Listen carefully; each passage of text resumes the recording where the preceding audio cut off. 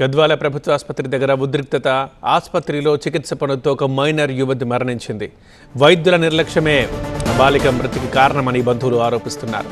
Dead బాడీని తీసుకోకుండా ఆసుపత్రి ముందు ధర్నా చేశారు. 5వ తేదీన కడుపు నొప్పితో ఆసుపత్రిలో జాయిన్ అయింది బాలిక. నిన్న మధ్యాహ్నం ఆపరేషన్, సాయంత్రం చనిపోయింది. యువతి బంధువుల ఆరోపణలను ఖండిస్తున్నారు ఆసుపత్రి సూపరింటెండెంట్. ఆసుపత్రిలో డాక్టర్లు అందుబాటులో ఉన్నారని, నిర్లక్ష్యం ఎక్కడా లేదని వివరణ ఇచ్చారు ఆసుపత్రి సూపరింటెండెంట్.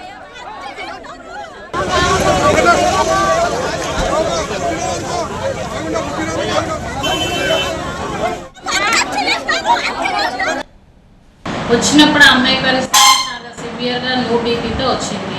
సో అందుకని మా వాళ్ళు ఫ్లూయిడ్స్ పెట్టి మళ్ళీ అల్ట్రాసౌండ్ చేసి సిఈసీటీ చేసి, అల్ట్రాసౌండ్లో మాస్ అని వచ్చింది కాబట్టి మళ్ళీ సిఈసీటీలో కన్ఫర్మ్ చేసుకొని మాస్ అని ఉంటే ఓపెన్ చేయగలరు, లేదు అని కన్ఫర్మ్ చేసుకున్న తర్వాత 2 o'clock ఓపెన్ చేసి సర్జరీ చేశారు. హై రిస్క్ అంతా ఎక్స్ప్లెయిన్ చేశారు. సెప్సిస్లో ఉంది ఈ అమ్మాయి, వెంటిలేటర్ మీద పోయే ఛాన్స్ ఉంటుంది, మీరు ఒప్పుకుంటే చేస్తాము, ఒకవేళ రెఫర్ చేసినా అందవే ఏమన్నా అయితే మళ్ళీ ప్రాబ్లం అవుతుంది అని ఎక్స్ప్లెయిన్ చేసి కన్సెంట్ తీసుకొని సంతకాలు తీసుకొని సర్జరీ చేశారు.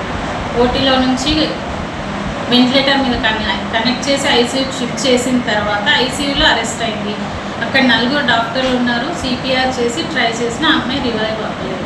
డాక్టర్స్ టీమ్ కంటిన్యూస్గా అమ్మాయితో పాటే ఉన్నారు. అందరూ qualified doctors, general surgeon, general medicine, అనస్థెటిస్టులు అందరూ ఉన్నారు. డాక్టర్స్ నెగ్లిజెన్స్ అనడానికి లేదు. డాక్టర్స్ కంటిన్యూస్ ప్రజెంట్ ఉన్నారు ఆ టైంలో. డాక్టర్స్ లేకపోతే డాక్టర్స్ నెగ్లిజెన్స్.